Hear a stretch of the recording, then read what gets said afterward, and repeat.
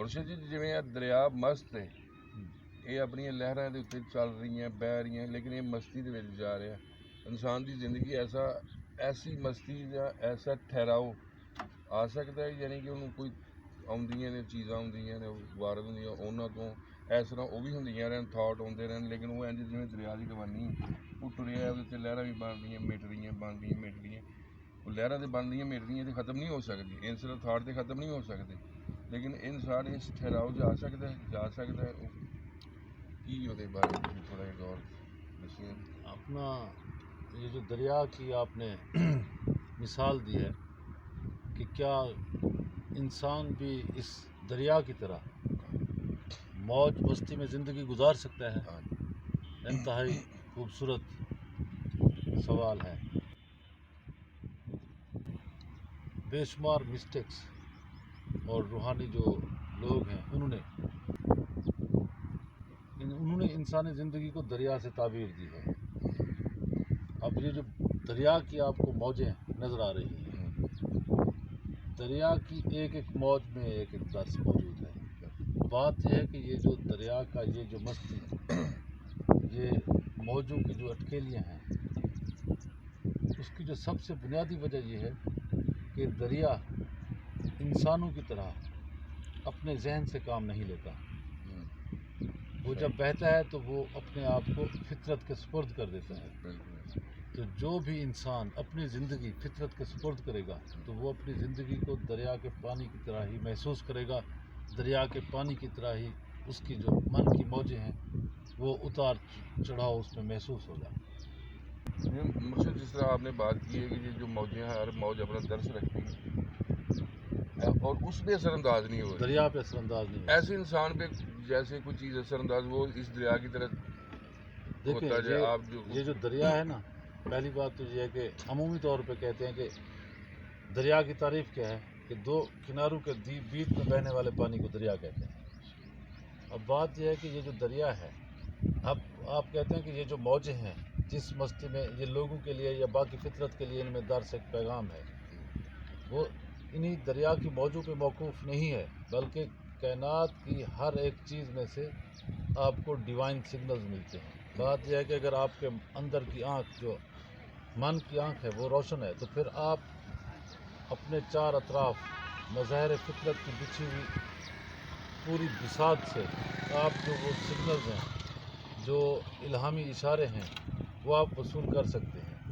अब बात यह है कि वो जो सिग्नल्स हम महसूस कर रहे हैं या वसूल कर रहे हैं, जो दरिया के अलावा अगर कोई मौजू को देखे इस अंदाज से कि ये जो मौज रवां है, इसमें क्या हमारे लिए कोई बात, कोई खूबसूरत इशारा क्या पिना है, तो बात यह है कि वो जो भी इशारा है, अब वो दरिया के पानी पे उसका कोई असर नहीं है। दरिया उस तमाम मकसद शऊर के साथ वो उसके जो बहने का अंदाज है वो उसी अंदाज से मस्ती में बह चला जा रहा है।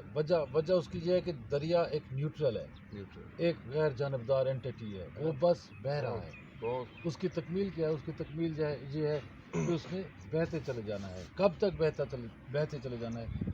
जब तक दरिया बेकिनार नहीं हो जाता, यानी जब तक दरिया अपनी हस्ती को मादूम नहीं कर देता। अपनी हस्ती को गुम करने के लिए अब आप अपना ये कैमरे की आंख दिखा रही होगी कि मौजों की रवानी देखें। अब मौजों की रवानी को पानी की तेज़ी भी आप कह सकते हैं, लेकिन अगर इसे आप एक गहरी नज़र से देखें तो आपको ऐसे लगेगा कि ये जैसे ये जो लहरें हैं ये किसी इंतहाई दीवानगी और वारफगी से किसी बहुत बड़े मकसद के पेश नज़र अपने किसी टारगेट की तरफ बढ़ी जा रही हैं। और इनका टारगेट क्या है जो इन्हें इस तमदोही से और इस जुनून के साथ आगे लेके जा रहा है? वो ये है कि ये दरिया अपने आप को जाके समुंदर में गुम करना चाहता है, ये उससे जाके मिलना चाहता है। जब वहाँ जाएगा तो ये दरिया जो है ये किनारों की कैद से आज़ाद हो जाएगा। तो अब ये सारे रंग आपको इसमें ज़िंदगी के सारे रंग नज़र आएंगे। यहाँ पे स्मूथनेस भी होगी, अप्स एंड डाउन भी होंगे, प्लेन वाटर भी होगा, यानी हर किस्म के आपको जानदार भी मिलेंगे इसमें। ये वैसे भी ज़िंदगी है आपकी, ये पानी इंसान की ज़िंदगी है। आप अपनी इसी शर्ट को देख लें तो पता नहीं इस शर्ट में कितने गैलन जो है ना वाटर इस पे इस्तेमाल हुआ हो।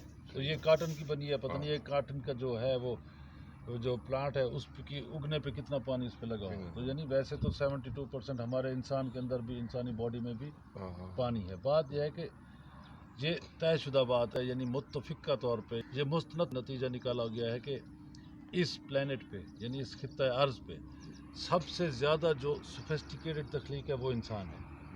اب انسان کی خوبصورتی کیا ہے؟ انسان کے اوپر جو یہ ذہن ہے، شعور ہے، اب یہ شعور آپ اس شعور کے ذریعے اس دریا سے وہ آگہی لے سکتے ہیں کہ جو دریا نے ایک سفر جاری و ساری رکھا ہوا ہے، اس طرح کا جو شعور ہے باقی جو دیگر مخلوقات ہیں ان کو اس طرح کا شعور نہیں دیا گیا۔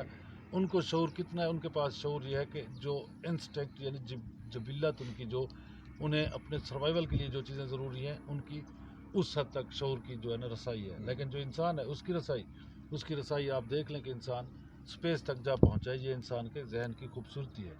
لیکن جو ذہن کو اگر آپ مکمل طور پہ سمجھیں گے کہ یہ ٹوٹل اسی پہ بیس کریں گے تو پھر نتیجہ کچھ بھی نہیں آئے گا۔ وجہ یہ ہے کہ انسان کا جو ذہن ہے اس نے صرف اور صرف کیا کرنا ہے؟ اس نے یہ کرنا ہے کہ اپنے سروائیول کے لیے جو کچھ آپ کے پاس معلومات ہیں انہیں پروسیس کر کے ایویلیویٹ کر کے آپ کے سامنے نتائج لاتے رہنا ہے۔ اگر آپ کے پاس معلومات نہ ہو تو آپ کا جو ذہن ہے وہ کام کرنا بند کر دے۔ آپ کا ذہن کام ہی اسی وجہ سے کر رہا ہے کہ اس میں وہ معلومات بھری ہوئی ہیں۔ اگر معلومات نہ ہو تو یہ جو فنکشن ہے آپ کے انٹلیکٹ کا، یہ جو دانش جسے ہم کہتے ہیں، وہ آپ کے جو انٹلیکٹ کا فنکشن ہے وہ رک جائے۔ اس کے لیے خوراک کیا ہے؟ اس کے لیے خوراک یہ ہے کہ آپ کے پاس آپ گیدرڈ انفارمیشن ہو، یعنی وہ انفارمیشن جو آپ وقتاً فوقتاً سوسائٹی سے، دوستوں سے، تاریخ سے، یعنی مختلف آپ جگہوں سے آپ اکٹھی کرتے رہتے ہیں، یہ اسی معلومات میں یہ کام کرتا ہے۔ تو یہ جو معلومات ہے یہ معلومات اکٹھی کی ہوئی ہے، اس کا آپ کے اندر والے سچ کے ساتھ کوئی تعلق نہیں۔ جو اندر والا آپ کا شعور ہے وہ شعور یہ ہے کہ وہ شعور آپ کی جو روح ہے، وہ شعور آپ کی روح کو بھی مقصد آپ کی زندگی بھی آپ کے اندر وہ پیدا کرنے والی چیز ہے۔ تو اس حوالے سے جو اندر والی چیز ہے، جو آپ کے من کا شعور ہے، جسے آپ تحت الشعور کہہ سکتے ہیں یا جسے آپ اپنے قلب کی بات کہہ سکتے ہیں، وہ جو قلب ہے اس قلب سے آپ کی روح کو بھی زندگی ملتی ہے۔ وہ نہ صرف آپ کو جو آپ کا قلب ہے وہ آپ کو دنیا میں خوبصورت انداز سے چلا سکتا ہے، بلکہ وہ آپ کی زندگی کے جوہر میں بھی وہی اضافہ کرنے والا ہے، وہ جو آپ کا قلب ہے۔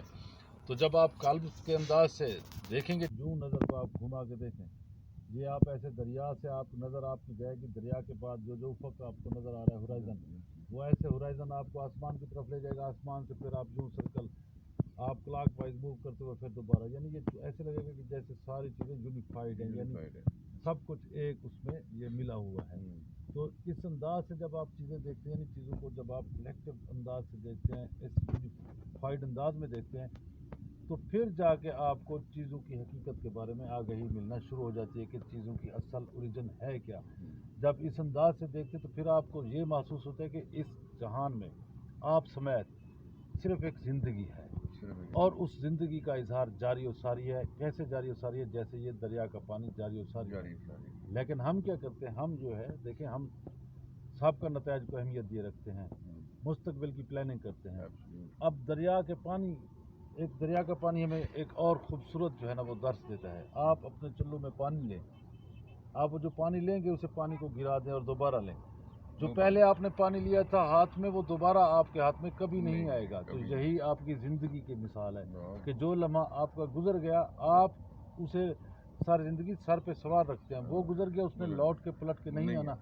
وہ بس یعنی ایک انرجی تھی آپ کی لائف کی، وہ انرجی آپ سے باہر نکلی اور وہ یونیورس میں ڈسپرس ہو گئی، اس میں ڈس اپیئر ہو گئی یا رل مل گئی پورے یونیورس میں۔ تو آپ اسے سجائے رکھتے ہیں، سر پہ بٹھائے رکھتے ہیں، ساری زندگی اسے سوار کے رکھتے ہیں، جس چیز نے دوبارہ لوٹ کے نہیں آنا۔ اچھا، اسی آپ اپنے یعنی ماضی رفتہ سے مراد یہی ہے کہ آپ نے اپنی جو توانائیاں آپ نے اپنی جو آپ کی فطرت کا حصہ بن چکی ہیں، آپ دوبارہ انہیں ریوائیو کر کے نہیں، ہر لہجے کی ایک اپنی شان ہے۔ ڈاکٹر اقبال بھی کہتے ہیں کہ جیسے ہر لہجہ ہے مومن کی نئی شان نئی آن، اس سے مراد یہی ہے کہ ہر لمحے کا نیا سچ ہے۔ اور یہ بھی آپ کو یہ درس آپ کو دریا دیتا ہے۔ اب دریا کو آپ تھوڑا سا میڈیٹیٹو انداز سے دیکھیں، یعنی مراقباتی انداز سے، آپ بالکل خالی الذہنی سے آپ فوکسڈ ہو جائیں، ذہن میں کوئی تھاٹ نہ آنے دیں، صرف پانی کو دیکھیں اور چند لمحات بعد آپ یوں محسوس کریں کہ پانی بھی ڈس اپیئر ہو گیا۔ جب آپ اس انداز سے پانی کو دیکھیں گے تو پھر کیا ہوگا؟ آپ کو پانی میں مختلف آپ کو ہیولے نظر آنا شروع ہو جائیں گے۔ یہ جو پانی ہے آپ کے ساتھ مختلف حیولے نظر آئیں گے، اور یہ جو حیولے ہیں یہ مختلف شبیہات کا روپ اختیار کر لیں گی، اور پھر اگر آپ کی توجہ اور زیادہ گہری ہو گئی تو وہ پھر جو شبیہات ہیں وہ باقاعدہ آپ سے ہم کلام ہونا شروع ہو جائیں گی. تو اب یہ ظاہری طور پہ تو ایک پانی ہی ہے، لیکن یہ اس وقت ہوتا ہے جب آپ اپنے من سے جڑے ہوئے ہوں، یعنی آپ مکمل لائف پوری جو ہے نا وہ اپنے ذہن پہ، اپنے مائنڈ پہ ریلائی نہ کرتے ہوں. جب آپ اپنے مائنڈ کو اپنے قلب کے مطابق گزارنا شروع کرتے ہیں تو پھر آپ کو چیزوں کے اندر جو چھپا ہوا حسن ہے اس تک آپ کی رسائی آسان ہو جاتی ہے. اور جب یہ رسائی یعنی آپ کو چیزوں کے اندر کا چھپا ہوا حسن جب دکھنے لگتا ہے تو پھر آپ کو ہر سو حسن ہی حسن نظر آتا ہے. پھر آپ کو محسوس یہ ہوتا ہے کہ ہر جا اس کا عین ظہور ہے، یعنی جو اس کائنات کی روح رواں ہے، جو اس کائنات کو چلانے والی ہستی ہے، جو اس کی روح میں سمائی ہوئی ہے، یا یہ کائنات جو اس کے بطن میں یہ جاری و ساری ہے، تو اس کا حسن ہی جلوہ افروز ہے. اس کے علاوہ باقی جو کچھ بھی ہے وہ اضافت ہے. نفرت، حسد، کینہ، بغض، یہ ساری کی ساری اضافی باتیں ہیں، ہمارے صرف اینگل ہیں سوچنے کے. ان کی کوئی حیثیت ہی نہیں ہے. یہ عدم آگہی اور جہالت کی بنیاد پہ ہے. اگر آپ حسن سے آگاہ ہوں گے تو جہالت خود بخود آٹومیٹیکلی ختم ہوتی جائے گی. اگر آپ چاہتے ہیں کہ حسن سے آپ کا دل سرشار ہو تو اس کے لیے پھر ضروری ہے کہ آپ اپنے من میں جھانکنے کی طرح پیدا کریں اور چیزوں کو اس انداز میں دیکھیں جیسے یہ فطری طور پہ ہمارے سامنے بساط بچھی ہوئی ہے. Thank you.